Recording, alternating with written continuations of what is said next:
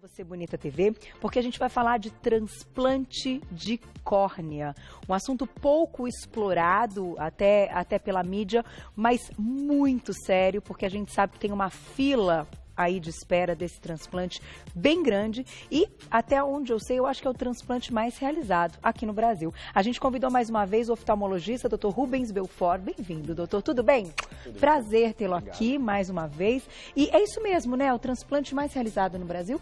É isso mesmo. O primeiro transplante de órgão realizado com sucesso no mundo, em 1900, e o mais realizado no Brasil. 75% dos transplantes são de córnea.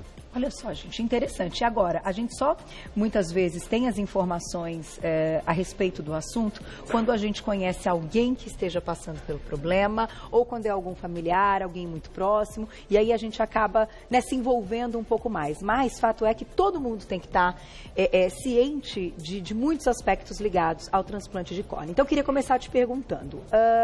Hoje, a gente tem até é verdade. A gente tem um VTzinho de abertura, doutor, que a gente preparou, até para a gente ter uma ideia dos dados aí voltados para esse transplante. Vamos dar uma olhada, olha lá na tela. O número de doadores de órgãos no Brasil bateu recorde no primeiro semestre de 2017, em comparação com os 6 meses iniciais dos anos anteriores. Foram 1.662 doadores, aumento de 16% em relação a 2016. A expectativa do Ministério da Saúde é que até o fim deste ano sejam contabilizados 3.324 doadores, o que poderá fazer com que o Brasil ultrapasse a meta de 16 doadores para cada grupo de 1 milhão. Para ampliar o número de doadores, o país tem o desafio de informar e sensibilizar as famílias para que elas autorizem a realização de transplantes. Hoje, 43% ainda recusam a doação. Assim, a fila de espera é extensa. Em 2017, o Brasil teve a maior demanda por transplantes de córnea desde 2010. No ano, 24,5 mil brasileiros foram registrados no banco de dados da Associação Brasileira de Transplante de Órgão. Desses, 15,2 mil passaram pelo transplante e 9,3 mil permaneciam na fila de espera até dezembro. Segundo especialistas, o transplante de córnea voltou a crescer porque a maior parte dos brasileiros não tem a cultura da prevenção. Só faz exames oftalmológicos quando percebe que está enxergando mal. Por isso, fique atento aos sinais do seu corpo e procure a ajuda de um profissional. A prevenção sempre é o melhor caminho. Parabéns aí, equipe Você Bonita, ficou muito legal, né, doutor? Estava até elogiando aqui esse nosso VT de abertura. Sempre as meninas fazendo um trabalho muito legal. Doutor, até para que a gente comece e as pessoas entendam aí o motivo do transplante, hoje a gente tem algumas doenças, enfim, que a gente pode, então, ter aí a cura completa se tiver um transplante. Vamos falar de algumas delas, né? Alguns problemas oftalmológicos que eu acho que levam aí o paciente a procurar essa fila, né? Vamos nomear alguns aí. Então, Carol, o transplante de córnea serve para quando esse tecido super especial na frente do nosso olho, que é transparente, deixa de ser transparente ou não consegue mais transmitir a luz de maneira adequada. Tá. Então, algumas doenças frequentes são ceratocone. Se não tratar no momento certo, ceratocone é uma doença que muda o formato da córnea, pode ser necessário o transplante. A gente tem uma foto, inclusive, vamos colocar? Foi aquela que eu acho que os olhinhos de lado ficam parecendo um cone, né? Isso mesmo, mais pontiagudo. Daí. Você vê, claro, esse é um caso com ceratocone mais avançado, mas para ilustrar, você vê que o formato da córnea está alterado e com isso os raios de luz não chegam em foco no fundo do olho, a pessoa não enxerga. Tá. Então esse seria um dos casos de transplante. Não tem tratamento, não teria outro tratamento. Hoje, ainda bem, tem tratamentos que previnem antes de chegar naquele estágio. Tá. Mas se não tratou, infelizmente, o transplante é uma das únicas opções. Certo. Aí, num segundo caso, a gente mostrou um olho bem avermelhado. Pois é. Então, essas são as outras causas. Seriam doenças que tiram a transparência da córnea. Tá. Por exemplo, uma queimadura, um acidente de trabalho, fogos de artifício, que é perigosíssimo, e outras doenças também. Existem até algumas doenças genéticas que fazem a córnea, como se fosse o para-brisa do automóvel, que o vidro é transparente, ele deixa de ser transparente e a pessoa não enxerga bem. Agora, ó, que a gente deixou até ilustrando, claro que a gente sabe que para chegar nesse, enfim, nesse momento, tem aí um passo a passo e tem, claro, um diagnóstico feito prévio que a gente às vezes consegue, né, fazer algum outro tratamento até que chegue nesse momento. Então, hoje, até antes aí do transplante de córnea, o que vocês recomendam para as pessoas, até nessa questão do check-up, porque às vezes a gente realmente acha que não está acontecendo nada, não nota algo estranho, porque o início, muitas vezes, desses problemas, ele está ali, mas que não vai dar, né, nenhum sintoma, né? Então, a gente descobre normalmente em consulta, assim, de rotina, doutor? Boa pergunta. A gente diz que até os 40 anos de idade as pessoas normalmente precisam um pouco do oftalmologista. Depois dos 40 tem que ir pelo menos a cada 2 anos, depois dos 60 anualmente. Talvez o mais importante seja comparar a visão dos olhos. O que acontece muitas vezes é que um olho enxerga bem, o outro começa a piorar a visão, a pessoa não percebe. Então, em casa ou numa atividade semanal, compare a visão entre os 2 olhos. Daí, claro, se você perceber alguma coisa estranha, tem que procurar o oftalmologista para ser examinado. Então, acho que essa é uma boa dica. É um teste mesmo que a gente pode fazer. É um teste. E daí, dependendo da idade do paciente, por exemplo, no jovem, a principal causa desses problemas é trauma, um acidente. Então, óculos de proteção no trabalho, capacete andando de moto. É fundamental prevenir o acidente que pode danificar os olhos. Até bolada, enfim, né? Bolada, quanto menor a bola, mais perigoso. Golfe, paintball. A bola de futebol, por ser maior, ainda é menos pior. Mas quanto menor a bolinha, essas arminhas de brinquedo que atiram bolinhas são perigosíssimas também. Tem que tomar cuidado. Muito cuidado. Porém, doutor, a gente sabe também que tem alguns casos de pessoas muito alérgicas que têm o hábito de coçar muito os olhos. Isso também pode levar aí até enfim, alguma doença grave que precisa de transplante? Excelente pergunta. A medicina não sabe responder com certeza, mas provavelmente algumas pessoas têm uma predisposição genética, alguma alteração que faz o coçar dos olhos dar problema na córnea. Então, a criança muito alérgica, não adianta a mãe ficar falando, não coce o olho, não coce o olho. Precisa tratar a alergia, e daí a alergia tratada, a criança vai ter menos coceira, porque senão é difícil controlar. Sem dúvida. Mas, sem dúvida nenhuma, o coçar demais em alguns pacientes pode trazer, inclusive, aquele problema do ceratocone na córnea. Na córnea. Então, as mães que observam isso desde cedo, o ideal levar ao oftalmologista, falar com o pediatra, com o oftalmologista.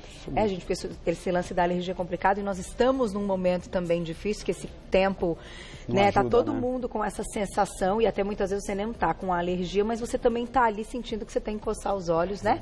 Para te dar um conforto maior.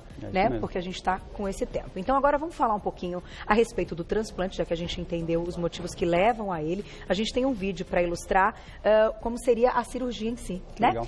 Você vai explicando para a gente, por favor, doutor. Olha lá, na tela.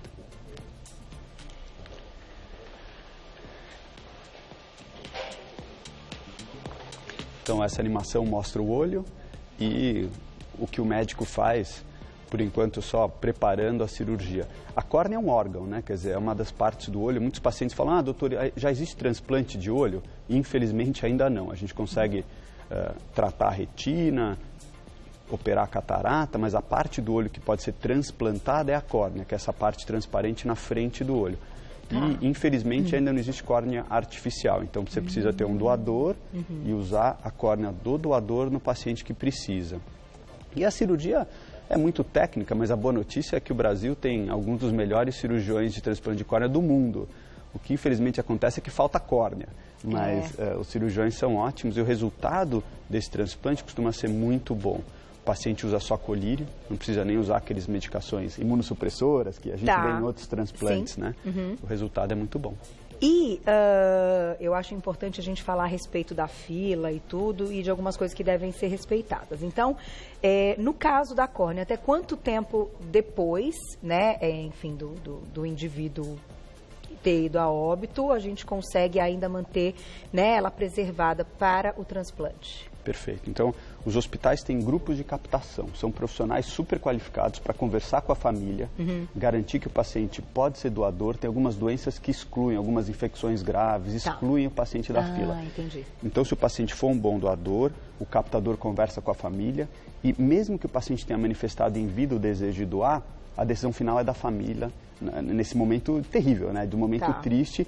Então, a córnea captada, ela dura dias, mas entre o óbito e a captação, você tem uma janela aí de algumas horas onde a córnea pode ser doada. Pode ser doada. Então, a gente sabe que tem alguns outros órgãos que acabam tendo aí uma corrida maior, né, para garantir que ele ainda esteja aí 100% para ser preservado para o transplante, mas no caso da córnea é algo que dá para esperar um pouquinho mais. Um pouquinho mais, e boa notícia, depois ela preservada, preparada de maneira adequada, ela pode até viajar. Quer dizer, ela pode ir para outra cidade ou para outro estado para ajudar quem precisa. Puxa. Então, o importante é a família realmente entender nesse momento, muitas vezes respeitar o desejo daquele ente querido que infelizmente faleceu e doar os órgãos. E tem um detalhe interessante que eu li até a respeito, que eu acho que é algo que muitas vezes pode atrapalhar, a gente estava até conversando isso na maquiagem, a pessoa de ser uma doadora, enfim, a família de dar uma confirmação para a doação do órgão daquele ente querido. O que acontece? No caso da córnea, como o olho não é retirado, a pessoa ela fica ali intacta. Nesse ponto. Não tem alteração estética. Não tem alteração estética nenhuma. As famílias ficam preocupadas, claro. Imagina, Deus me livre, a pessoa ficar deformada, ainda nesse momento de sofrimento grande, né? Isso não acontece. Então, uma vez captadas as córneas, não altera a aparência da pessoa. E eu vou contar uma coisa, Carol, seu programa é tão energia boa. Com certeza. Eu vou contar o que as famílias que doaram órgãos costumam dizer pra gente. No momento é muito sofrimento. Meses depois, eles estão imensamente felizes e gratos por ter dado a oportunidade de ajudar uma pessoa e aquela sensação que a pessoa não foi em vão. Quer dizer, é duro, claro, no momento que a pessoa morre, óbvio. Dúvida. Mas depois vem uma sensação muito boa para a família. Acho que é uma coisa bacana. Olha só, e é bom a gente também ter um espaço para comentar a respeito disso, né, gente? É algo sério, que fica aí, claro, dentro da opinião e tudo mais familiar, mas a gente está aqui também para colocar algumas coisas para o público pensar, né? Eu acho que é assim que é gostoso, assim é essa troca. Não é sempre uma pauta só que vocês estão ouvindo, tem a informação clara e pronta. Tem muita coisa que faz a gente pensar, né? Sair daqui sempre com a cabeça para amadurecer algumas coisas e ter a sua própria opinião. Então, no caso até do transplante, eu acho que a gente podia colocar agora, né, Fu, as palavras do Kaique.